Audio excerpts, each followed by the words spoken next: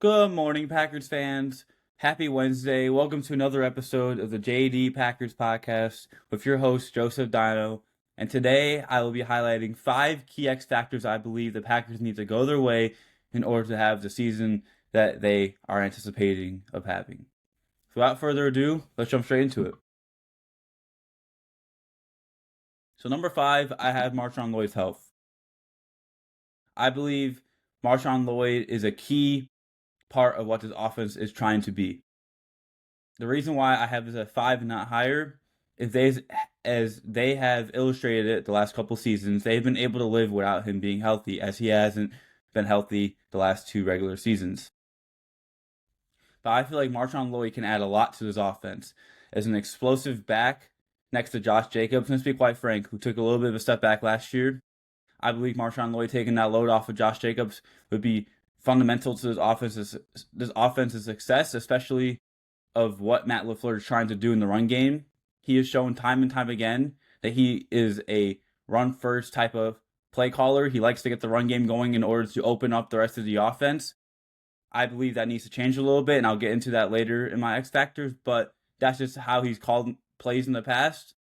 And if Marshawn Lloyd can stay healthy and be that solid number 2 running back behind Josh Jacobs, be that explosive back that this offense is really looking for, because Josh Jacobs is a good in between the nose tackler type of running back. He'll get in between tackles. He'll get you a good 4 or 5 yards at a time, and that can definitely kill a team's will, especially if you're just running it down their throat and getting 5 yards every carry.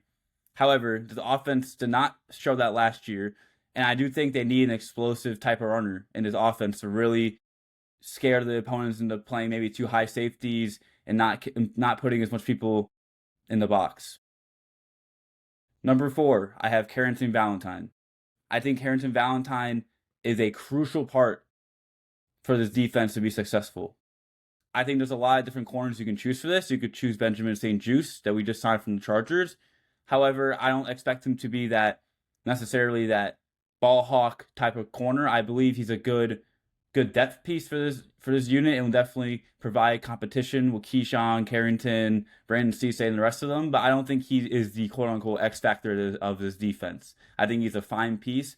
I think Carrington Valentine has it in him to take that leap. I'm really, to be honest, just quite low on Keyshawn Nixon. I don't like him whatsoever. I don't think he's a good corner, and I don't think he should start on this team. However, I believe Carrington still has it in him. Carrington never has an effort issue and doesn't have a get in front of the ball issue. He just cannot catch the ball.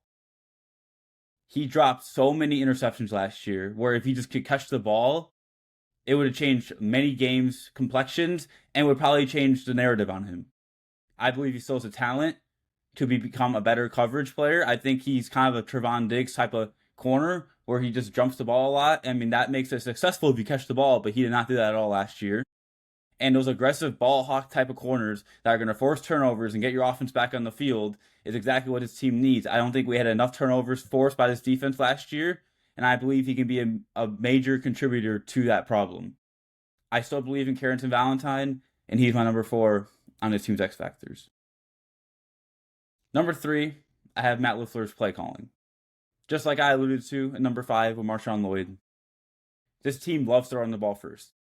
They are a run-first offense that is going to then open up the pass game. That's going to then lead to opening the pass game and play action, the RPOs, etc. But with Micah Parsons being out the first probably 7 to 8 weeks of the season, this offense needs to be explosive, and this offense needs to be the reason this team wins ball games. Because I just cannot see this defense week in and week out being the reason why they can get out of ball games.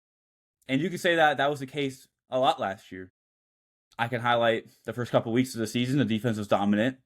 That Browns game, the defense was dominant. The offense just didn't do enough. That Panthers game, even though we lost, the defense was pretty good for the most part. They just couldn't force the Panthers off the field.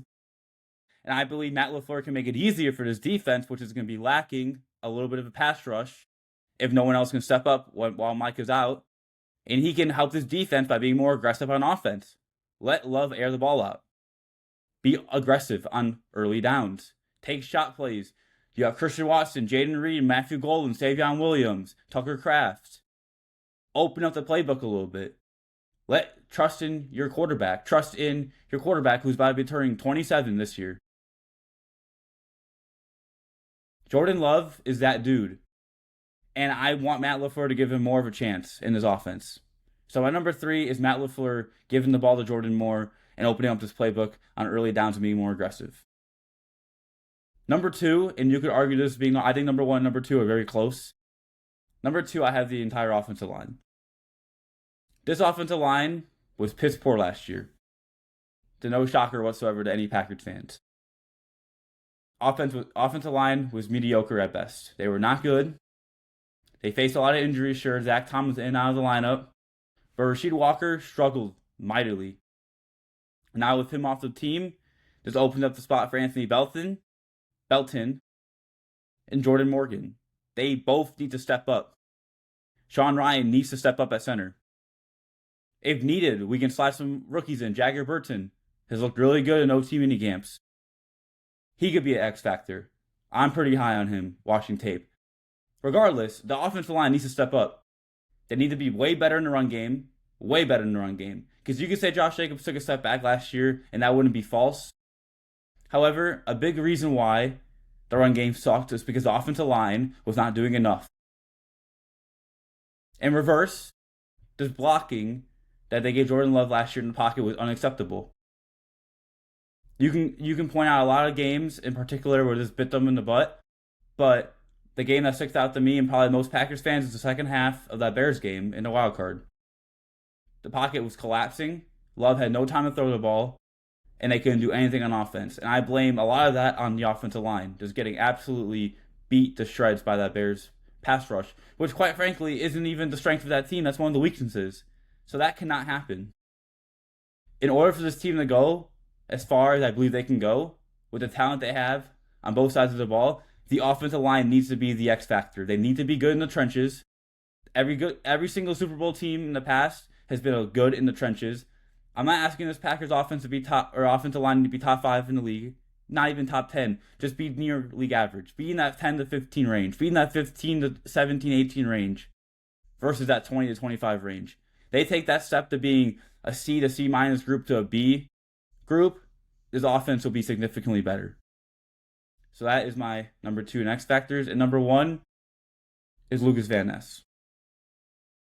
Lucas Van Ness needs to take that step as a pass rusher in order for this defense to be able to be okay with Micah Parsons being out the first couple weeks, or the first 7 to 8 weeks of the season. It could be Barron Sorrell, it could be Colin Oliver, it could be DDS, whoever the case may be. Someone needs to step up. And I'm going to put my trust into the guy entering his 4th season in the NFL, Lucas Van Ness, to take that leap. He's shown it in flashes. He's shown some pretty good flashes on tape. He's shown some pretty good flashes in some games, but it's never been for a consistent stretch. And we need Lucas Van Ness to take that leap as a pass rusher. Because even when Micah gets back, this team needs a second threat. They don't have one right now. Rashawn Gary is supposed to be that dude, but we obviously know how that went last year. Not good. And that's why he's not on this team anymore. Rashawn Gary lacked a motor that Lucas Van Ness does not lack. Lucas Van Ness does not lack a motor or effort. He needs to put it all together.